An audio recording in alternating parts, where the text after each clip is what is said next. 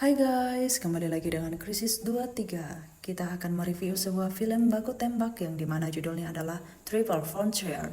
Oke lah, daripada kebanyakan cencong, mending kita langsung dengan pembahasannya. Jika kalian suka dengan YouTube ini, seperti biasa, subscribe saja agar tidak ketinggalan video menariknya dari Krisis 23. Film diawali dengan memperlihatkan puluhan anggota polisi Brazil bersenjata lengkap, bersiap-siap untuk mengepung sebuah lokasi yang dipercayai sebagai markas dari kartel narkoba paling berbahaya bernama Lorea. Mereka merencanakan penyergapan ini 2 bulan sebelumnya. Wakil Komandan Operasi bernama Pop mengarahkan seluruh anggotanya untuk mengepung gedung yang menjadi persembunyian musuh. Tapi setelah dikepung pasokan, Lorea bukannya menyerahkan diri, malah memberikan perlawanan sengit.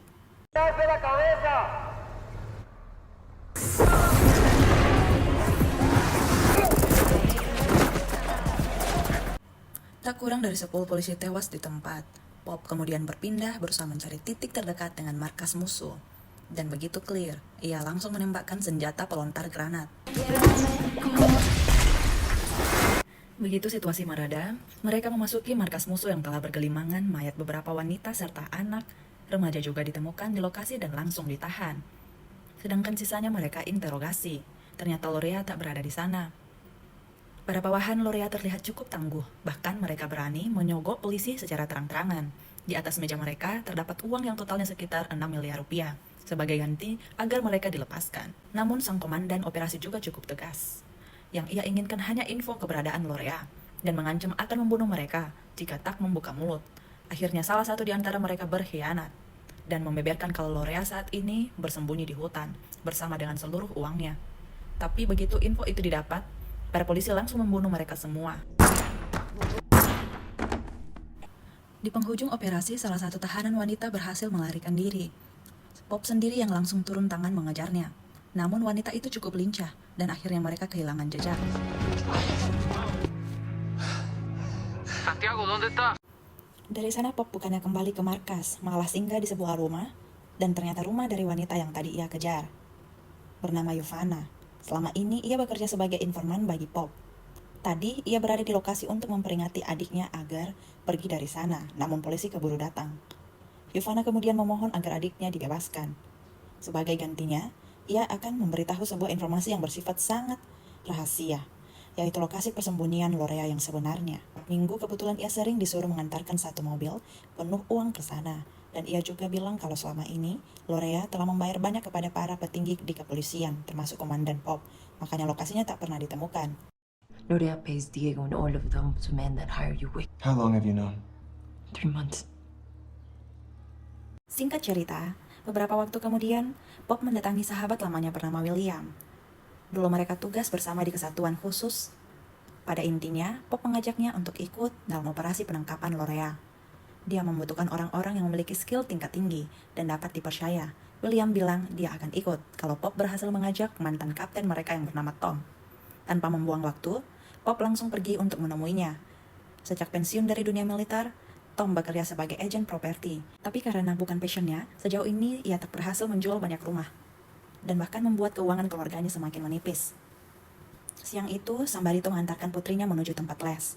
Pop berusaha membujuknya untuk ikut. Apalagi bayaran misi kali ini sama dengan gajinya setahun di militer. Pop juga bilang sebagai imbalan keberhasilan operasi, anggota militer yang bertugas bisa menguasai 25% dari total barang sitaan di lokasi.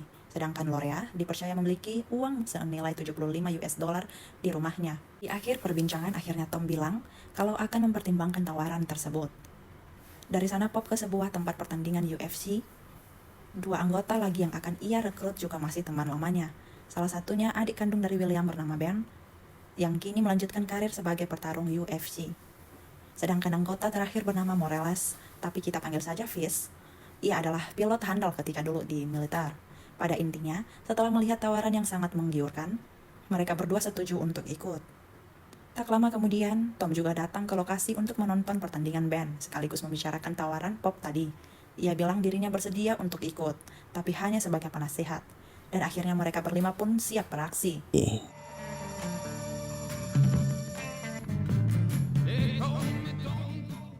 Singkat cerita, mereka berhasil tiba di sebuah kota kecil di Brazil. Setelah menempuh beberapa jam perjalanan ke arah pedalaman, Mereka memarkirkan mobilnya untuk memulai aksi pengintaian pertama.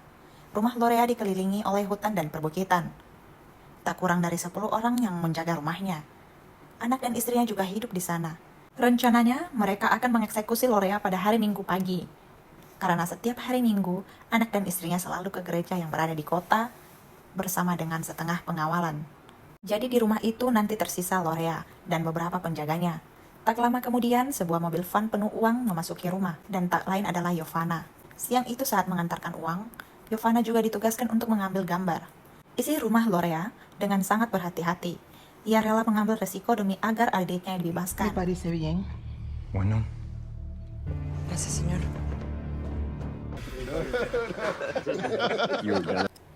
Malam itu mereka semua minum-minum di sebuah bar. William mulai bertanya bagaimana nanti sistem bantuan pasukan dari kepolisian Brazil dan sebagainya. Tapi tiba-tiba Pop mengatakan sesuatu yang gila. Dimana bagaimana jika melakukan semua operasi ini secara senyap tanpa melaporkan ke siapapun. Rumah Lorea penuh dengan celah. Dan jika berhasil seluruh uang di lokasi akan masuk ke kantong mereka masing-masing. Ternyata Pop selama ini berbohong. Di mana operasi mereka saat ini bersifat ilegal. Bahkan gaji teman-temannya itu ia bayarkan pakai uang pribadinya. Walaupun teman-temannya sempat kecewa, Pop melanjutkan gagasannya, di mana Lorea tak akan pernah bisa ditangkap jika melibatkan kepolisian karena infonya pasti akan bocor. Belum lagi selama ini, mereka semua telah mengabdikan setengah hidupnya untuk negara, tapi tak satu pun dari mereka yang memiliki kehidupan yang layak. Bahkan Pop telah mengalami cedera yang cukup parah di masa lalu dan harus pensiun tahun depan. Jika rencana ini berhasil, mereka akan masuk ke rumah Lorea dengan senyap. Para penjaganya akan mereka lumpuhkan dan Lorea akan mereka bunuh, sedangkan uangnya adalah bonus. goddamn hero, and he can't even send his kids to college. Do we finally get to use our skills for our own benefit?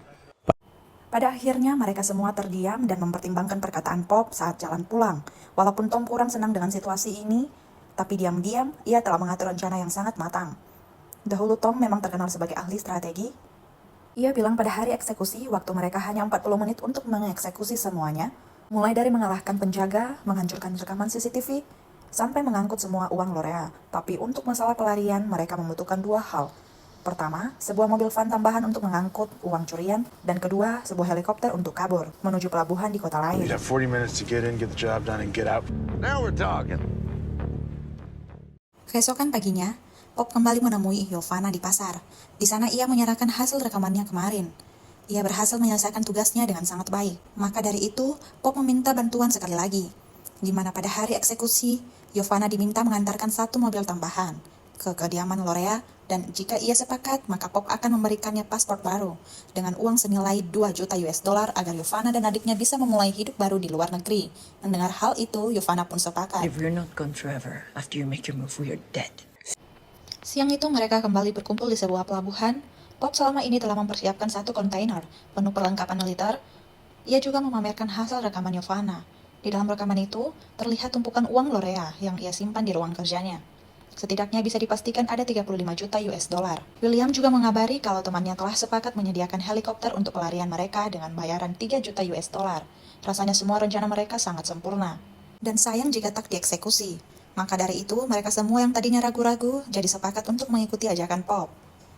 Termasuk Tom yang tadinya hanya ingin menjadi penasehat, akan ikut turun ke lapangan. Sebelum rencana dimulai, Tom memberikan briefing. Ada satu syarat terakhir agar rencana ini berhasil, yaitu keluarga Lorea harus dipastikan pergi ke gereja pada hari Minggu paginya. Jika itu tak terjadi, maka rencana akan batal. Hell for the company. Dan akhirnya Minggu pagi-pagi buta. Kondisi cuaca hujan lebat. Mereka telah standby di sekitar rumah Lorea sejak pukul 3 dini hari. Terlihat pagi itu, anak dan istri Lorea bersama beberapa pengawalnya meninggalkan lokasi menuju gereja. Tak lama mereka keluar dari rumah, Yovana juga tiba di lokasi membawakan mobil van tambahan. Seperti yang dijanjikan, ia berhasil membawa masuk mobilnya dan pulang tanpa dicurigai sedikit pun.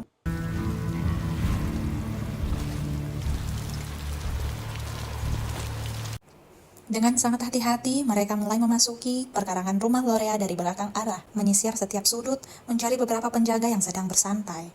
Satu persatu berhasil mereka lumpuhkan dengan senyap. Dan tak satu pun dari musuhnya mereka bunuh.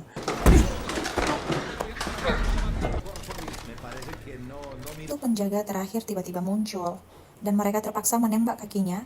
Setelah semua clear, mereka juga memastikan rekaman CCTV dihancurkan, agar wajah mereka ke depannya tak diketahui. Di balik semua kelancaran misi ini, satu hal yang janggal ialah mereka tak bisa menemukan Lorea. Ia tak berada dimanapun, termasuk seluruh uang yang berada di ruang kerjanya. Yang ada hanya kantong-kantong kosong. Mereka semua terlihat putus asa, termasuk Pop. Tapi tiba-tiba ia mencium bau dinding yang berbau cat. Ia pun curiga dan langsung membongkar salah satunya. Dan ternyata, seluruh uang Lorea ia simpan di balik dinding rumahnya. Go, move! God, look at it! It goes all the way up! Let's go! Dari tadinya putus asa, kini mereka tertawa bahagia. Bagaimana tidak, jumlah uang yang mereka temukan jauh di atas ekspektasi. Bahkan ketika mereka menghancurkan dinding lainnya, isinya juga sama. Bisa dibilang seluruh dinding di rumah Lorea adalah uang. Perlahan semua uang itu mereka masukkan ke kantong dan diangkut ke dalam mobil van. Ben dan William bolak-balik mengangkut tas berisikan uang, hingga akhirnya mobil mereka tak lagi memiliki ruang untuk mengangkutnya. It's everywhere. Fuck me. Tak terasa sudah beberapa menit mereka habiskan untuk mengangkut semua uang tersebut. Jumlahnya sudah jauh dari cukup. Tapi Tom sendiri terlihat masih sangat ingin mengangkut lebih banyak. Ia tak kuasa menahan dirinya untuk membawa lebih banyak lagi, sampai-sampai sempat berseteru dengan Ben. Untung William dan Pop sepakat dengan Ben. Namun sebelum meninggalkan lokasi, Pop ingin memastikan sekali lagi keberadaan Lorea. Mereka kembali menyisiri kamar-kamar yang berada di rumah tersebut, namun tak berhasil menemukannya. Hingga di sebuah kamar, tiba-tiba ia keluar dari pintu di belakang lemari, yang ternyata merupakan brankas rahasia. I'm hit. All right. Let go. Akibat terlalu lama mengangkut uang tadi, pasukan susulan Lorea keburu tiba di rumah. Sekarang karena tak mau membunuh, mereka memiliki dua opsi. Pertama adalah mengambil uang secukupnya, lalu lari lewat perkarangan belakang, atau melawan semua musuh, dan kabur menggunakan mobil uang mereka. Tentu saja Tom dan kawan-kawan memilih opsi kedua. Dengan cepat mereka membagi tim, dan berhasil menghabisi pasukan susulan Lorea tanpa terluka sedikit pun.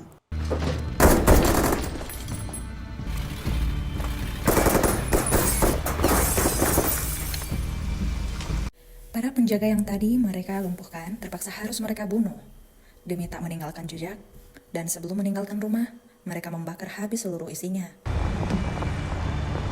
Secara pribadi, Ben agak kecewa dengan operasi mereka yang mengakibatkan banyaknya korban. Di tengah jalan keluar, mereka juga sempat berpapasan dengan mobil keluarga Lorea yang baru pulang dari gereja. Tanpa kendala, mereka berhasil tiba di lokasi titik penjemputan. Giovanna dan adiknya juga sudah menunggu sejak awal. Tak lama kemudian, sebuah pesawat mendarat.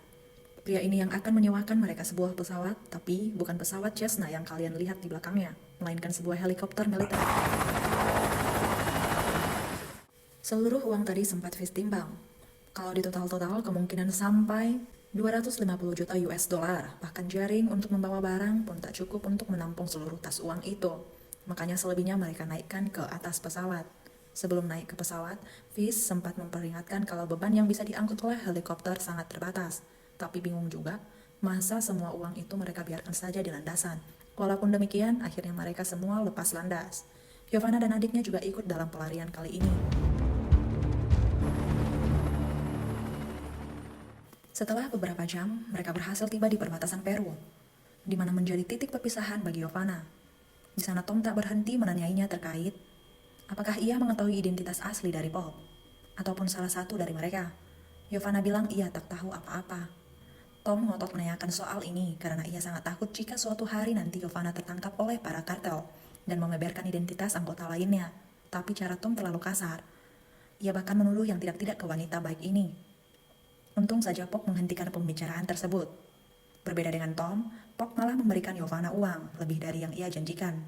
Visa dan pasportnya bahkan sudah ia atur agar Giovanna bisa memulai hidup baru. You did everything right! Go! Dari sana mereka kembali melanjutkan penerbangan, melewati berbagai gunung dan bukit.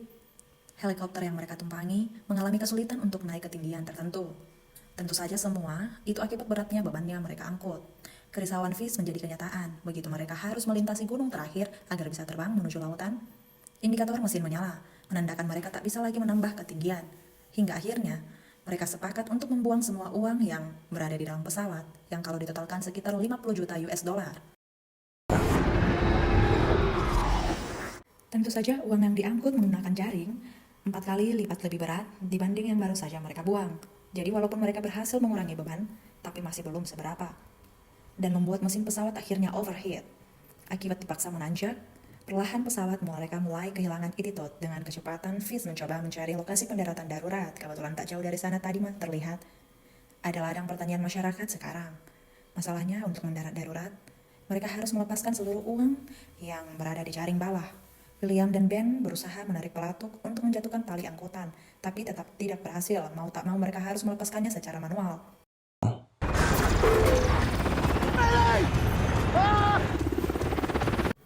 Tapi karena tindakan barusan, Ben akhirnya terjatuh dari pesawat. Untung saja, ia jatuh tepat sebelum heli mendarat darurat.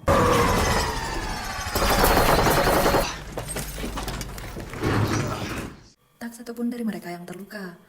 Fizz berhasil mendaratkan pesawat dengan sangat baik di situasi darurat, tapi masalah kembali muncul karena para warga di sana tiba-tiba mengerubungi muatan uang yang tadi mereka jatuhkan. Parahnya lagi, warga di sini kebanyakan masih merupakan anggota kartel. Karena tanaman yang mereka miliki adalah ganja. Tanpa membuang waktu, mereka langsung membagi tugas. Tom dan Pop diutus untuk melakukan negosiasi dengan warga lokal. Mereka berulang kali meminta warga agar tak menyentuh, apalagi membuka tas-tas uang yang sudah mereka kerumuni. Para petani sekaligus petinggi di sana malah bilang kalau semua barang yang jatuh di tanah mereka adalah haknya. Beberapa dari mereka juga memiliki senjata api.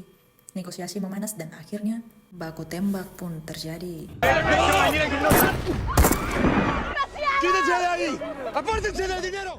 Situasi semakin mencekam. Tapi mereka seakan-akan tak memiliki pilihan lain. Tom meminta kawan-kawannya untuk segera mengangkut seluruh uang mereka menggunakan keledai warga.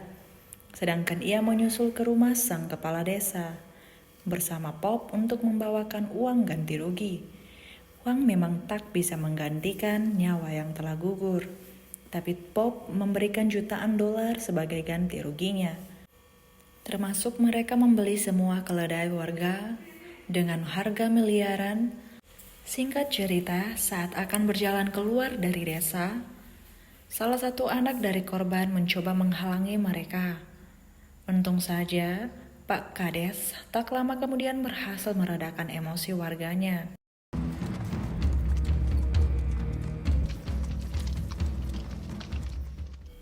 Sebenarnya Pop dan kawan-kawannya khawatir melihat tingkah Tom yang mulai dibutakan oleh uang. Tembakan yang ia lakukan tadi harusnya bisa dihindari, karena warga hanya mencoba melawan menggunakan pisau. Malam itu mereka singgah untuk beristirahat. Uang yang tadinya membuat mereka bahagia, sekarang mulai membuat mereka dipenuhi rasa penyesalan karena dilumuri dengan darah para kartel dan warga tak bersalah. Killed those people. No, you didn't. We all did. Berdasarkan hitungan Maps, mereka harus menempuh 2 hari berjalan kaki untuk sampai ke pelabuhan. Mereka menyisiri hutan, sungai bahkan harus melewati tebing yang curam. Kondisi tanah yang lembab dan beratnya muatan membuat salah satu tanah yang dipijaki oleh keledai mereka longsor. Dan akhirnya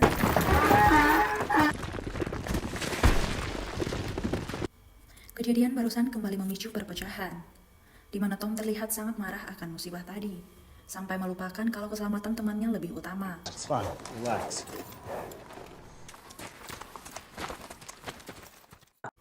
Mereka akhirnya tiba di jalan buntu dan harus melanjutkan pendakian dengan cara menggunakan tali. Keledai mereka menjadi tak berguna dan segera dilepaskan ke alam liar. Tas-tas uang itu mereka angkut satu persatu dengan tali. Di momen ini, Pom dan Tom kembali berbaikan dan menyadari kesalahan masing-masing. Tak terasa hari mulai gelap. Mereka harus berkemah di atas gunung salju yang dinginnya luar biasa. Sebenarnya sejak kemarin mereka tak pernah menyalakan api unggun karena khawatir musuh akan menyadari lokasi persembunyiannya. Tapi Ben dan teman-temannya tak peduli lagi dan membuat api unggun dengan membakar salah satu koper uang yang mereka miliki.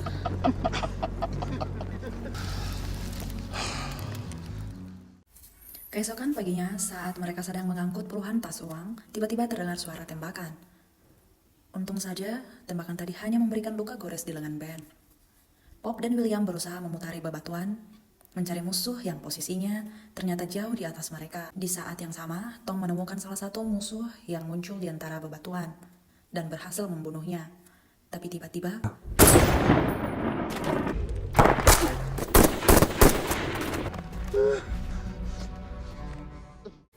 terkena tembakan headshot membuat Tom tewas di tempat. Di antara mereka semua, Ben terlihat sangat terpukul atas musibah ini. William berusaha bersikap rasional dengan menyuruh teman-temannya agar segera membungkus jasad Tom dan pergi dari lokasi sebelum musuh lainnya muncul. Ben yang larut dalam kesedihan menganggap William tak punya hati dan keduanya pun bertengkar hebat. That kid was from the village. Get out of here, and we are taking all of that money with us. Singkat cerita, dari sana mereka melanjutkan perjalanan menuruni gunung. Tas uang yang tadi sulit dibawa kini jauh lebih mudah. Lautan juga sudah terlihat jauh, namun mereka harus memastikan apakah kapal yang akan membawa mereka keluar dari wilayah musuh masih menunggu di pelabuhan atau telah pergi.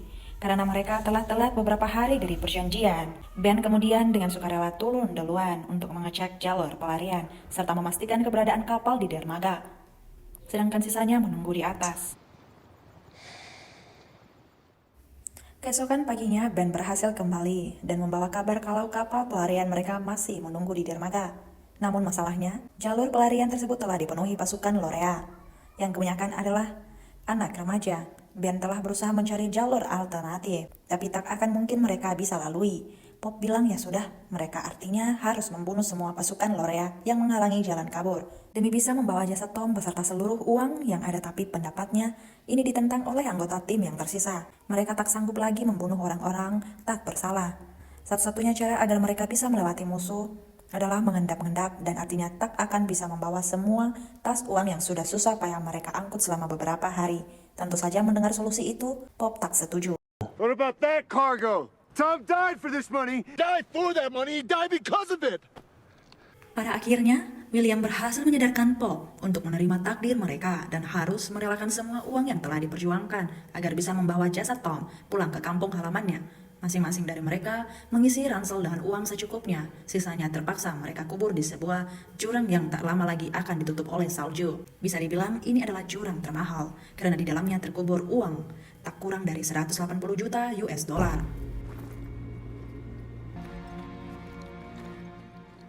Saat hari telah gelap, mereka mulai memasuki wilayah desa. Mereka mencoba tetap melewati hutan dan semak belukar demi bersembunyi dari musuh. Ben kemudian diperintahkan untuk mendahului ke kapal demi mempersiapkan pelarian mereka yang sempat melewati kerumunan anggota Lorea yang sedang berjaga di sekitar dermaga. El bote está listo. Sedangkan Pop dan yang lainnya melanjutkan perjalanan. Tapi belum lama mereka melangkah, tiba-tiba seorang anak remaja yang merupakan anggota Lorea memergoki mereka. Ia terlihat sangat panik dan sudah sangat ingin membunuhnya. Untung saja, Pop berhasil melumpuhkan anak muda ini tanpa menggunakan senjata.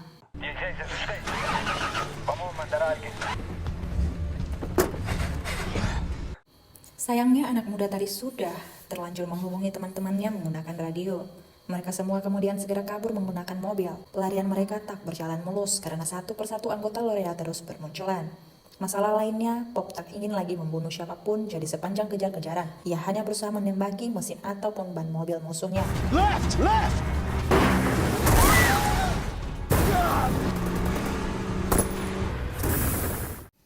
Mereka akhirnya berhasil tiba di pinggir pantai. Ben terlihat datang menggunakan sebuah perahu kecil untuk mengangkut mereka menuju kapal. Tanpa membuang waktu, Fish langsung memarkirkan mobil mereka di tengah laut. Para musuh beberapa kali melepaskan tembakan, tapi syukur semua berhasil kabur dengan selamat.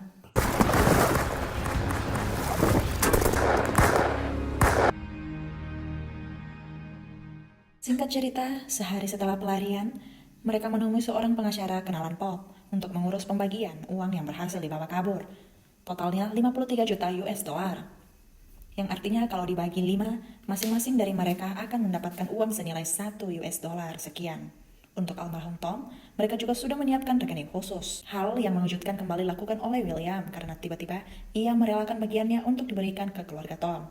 Tindakan itu perlahan menginspirasi teman-temannya untuk melakukan hal yang sama, termasuk Pop. Thank you. Pada akhirnya, inilah titik perpisahan mereka semua setelah melalui perjalanan menegangkan selama berhari-hari. Mereka semua bisa dibilang pulang dengan tangan kosong. Tapi paling tidak berhasil selamat keluar dari kejaran para kartel. Pop sendiri terlihat agak murung. Maka dari itu, William di akhir perpisahan memberikan secari kertas berisikan titik koordinat di mana mereka mengubur seluruh uang kemarin. Maybe we can go do something good with it one day. Dan akhirnya film pun tamat. Dari sini kita bisa mengambil kesimpulan bahwa teman sejati itu ada nyatanya. Jadi Krisis 23 layak memberikan nilai 7,5.